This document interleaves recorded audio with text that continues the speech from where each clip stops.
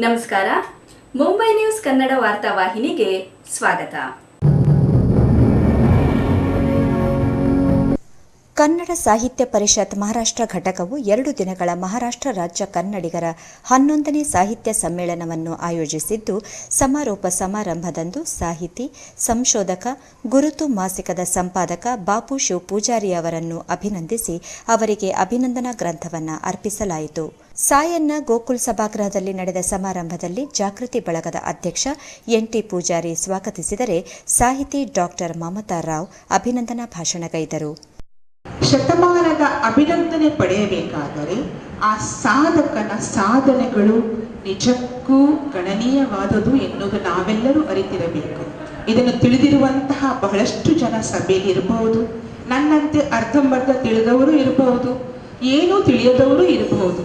ಆದ್ದರಿಂದ ಶ್ರೀ ಬಾಬು ಶಿವ ಪೂಜಾರಿ ಅವರ ಅಭಿನಂದನಾ ಮಾತುಗಳನ್ನು ನಾನು ಅವರ ಸಾಧನೆಗಳನ್ನು ಉಲ್ಲೇಖಿಸುತ್ತಾ ಅವರ ಕಾರ್ಯಗಳ ಮೇಲೆ ನನ್ನಿಂದ ಸಾಧ್ಯವಾದಷ್ಟು ಬೆಳಕು ಚೆಲ್ಲುತ್ತಾ ಅಭಿನಂದನೆಯ ಮಾತುಗಳನ್ನು ಆಡಲಿಚ್ಛಿಸುತ್ತೇನೆ. ಬಾಪು ಶಿವ್ ಪೂಜಾರಿ ಅವರ ಕಳಸ ಅಭಿನಂದನಾ ಗ್ರಂಥವನ್ನು ಸುಖಸಾಗರ್ ಹೋಟೆಲ್ನ ಮಾಲಕ ಸುರೇಶ್ ಪೂಜಾರಿ ಬಿಡುಗಡೆಗೊಳಿಸಿ ಮಾತನಾಡಿದರು.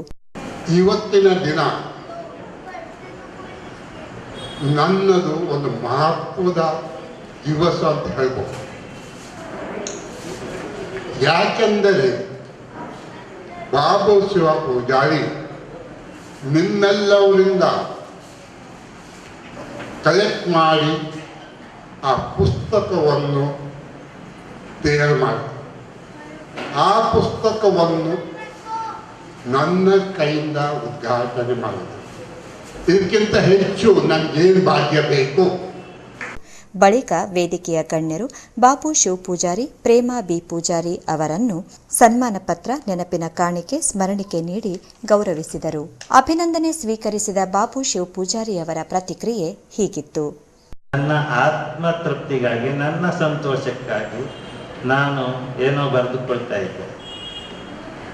ಇದನ್ನು ಲೋಕಕ್ಕೆ ಜಾಹೀರಾತು ಮಾಡಿಕೆ, ಲೋಕಕ್ಕೆ ತಿಳಿಸುವಂತ ಪರಿಯನ್ನು 2 ಬ್ರಾಹ್ಮಣರು ಮಾಡಿದರು. 2 ಬ್ರಾಹ್ಮಣರೇ ಬಹುಶಃ ಈ ನನ್ನ ಸಾಹಿತ್ಯಕ್ಕೆ ಇವರು ಪೌರೋಹಿತ್ಯ ಮಾಡಿದ್ರು ಅಥವಾ ಇದನ್ನು ಸಮಾಜಕ್ಕೆ ತಿಳಿಸಬೇಕನ್ನುವಂಥ ಯಜ್ಞರ ಯಧ್ವರ್ಯರಾಗಿ ಇವರು ಕೆಲಸ ಮಾಡಿದ್ರು ನನಗೆ ಗೊತ್ತಿಲ್ಲ. ಒಬ್ಬರು ಕಾಂತಾವರ ಕನ್ನಡ ಸಂಘದ ಅಧ್ಯಕ್ಷರಾಗಿ ಕರ್ನಾಟಕದ ಮನೆ ಮಾತಾಗಿರುವಂಥ ಡಾಕ್ಟರ್ ಮಗಸಾಲೆಯವರು, ಅವರು ನನ್ನ ವಿಚಾರದಲ್ಲಿ ಅವರ ನಾಡಿಗ ನಮಸ್ಕಾರ ಮಾಲೆಯಲ್ಲಿ 100ನೇ ಪುಸ್ತಕವಾಗಿ ಅದನ್ನು ಪ್ರಕಟಣೆ ಮಾಡಿ ನಾಡಿನಲ್ಲೆಲ್ಲ ನನ್ನ ಹೆಸರನ್ನು ಬರುವಂತೆ ಮಾಡಿದರು. 2ನೇದಾಗಿ HVL ರಾಯರು ಇಡೀ ಕರ್ನಾಟಕದಾದ್ಯಂತ ಬಾಬು ಶಿವ ಪೂಜಾರಿ ಒಬ್ಬ ಇದ್ದಾನೆ ಅನ್ನುವಂಥದ್ದು ಅದನ್ನು ಜಾಹೀರಾತುಗೊಳಿಸಿದರು. ಅಧ್ಯಕ್ಷತೆ ವಹಿಸಿದ್ದ ಕನ್ನಡ ಸಾಹಿತ್ಯ ಪರಿಷತ್ ಮಹಾರಾಷ್ಟ್ರ ಘಟಕದ ಅಧ್ಯಕ್ಷ HBL ರಾವ್ ಅವರು ಬಾಪು ಶಿವ್ ಪೂಜಾರಿ ಅವರ ಒಟ್ಟು ಸೇವೆಯನ್ನ ಶ್ಲಾಘಿಸಿದರು.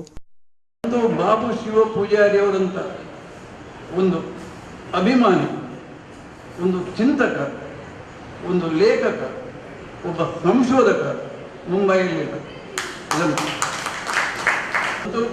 ಪುಸ್ತಕಗಳ ನಡುವೆ ಜೀವನವನ್ನು ಸವಿಯುತ್ತಾ ಸಾರ್ಥಕ ಸೇವೆಯನ್ನು ಮಾಡಿದಂಥ ಬಾಬು ಶಿವ ಪೂಜಾರಿ ಅವರು ನಮಗೆ ಒಂದು ಆದರ್ಶ ಅಂತ ನಾನು ಹೇಳಲು ಬಯಸುತ್ತೇನೆ.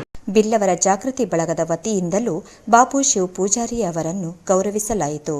ಬಾಪು ಶಿವ್ ಪೂಜಾರಿ ಅವರ ಅಭಿನಂದನಾ ಕಾರ್ಯಕ್ರಮದಲ್ಲಿ ಕನ್ನಡ ಸಾಹಿತ್ಯ ಪರಿಷತ್ ಮಹಾರಾಷ್ಟ್ರ ಘಟಕದ ಪದಾಧಿಕಾರಿಗಳು, ಸದಸ್ಯರು, ಬಾಪು ಶಿವ್ ಪೂಜಾರಿ ಅವರ ಹಿತೈಷಿಗಳು, ಜಾಗೃತಿ ಬಳಗದ ಪದಾಧಿಕಾರಿಗಳು, ಸದಸ್ಯರು ಉಪಸ್ಥಿತರಿದ್ದರು. ಕಳೆದ ಹಲವಾರು ವರ್ಷಗಳಿಂದ ಸಾಹಿತ್ಯಿಕ ಸಂಶೋಧನಾ ಕ್ಷೇತ್ರದಲ್ಲಿ ಸದ್ದಿಲ್ಲದೆ ಸೇವೆಗೈಯುತ್ತಿರುವ ಬಾಪು ಶಿವ್ ಪೂಜಾರಿ ಅವರ ಅಭಿನಂದನಾ ಕಾರ್ಯಕ್ರಮ ಆಯೋಜಿಸಿದ್ದ ಕನ್ನಡ ಸಾಹಿತ್ಯ ಪರಿಷತ್ ಮಹಾರಾಷ್ಟ್ರ ಘಟಕದ ಕಾರ್ಯ ಅಭಿನಂದನೀಯ. ಕ್ಯಾಮರಾ ಸಹಪಾಠಿ ಸುರೇಶ್ ಜೊತೆ ವಾಣಿ ಪ್ರಸಾದ್, ಮುಂಬೈ ನ್ಯೂಸ್ಗಾಗಿ.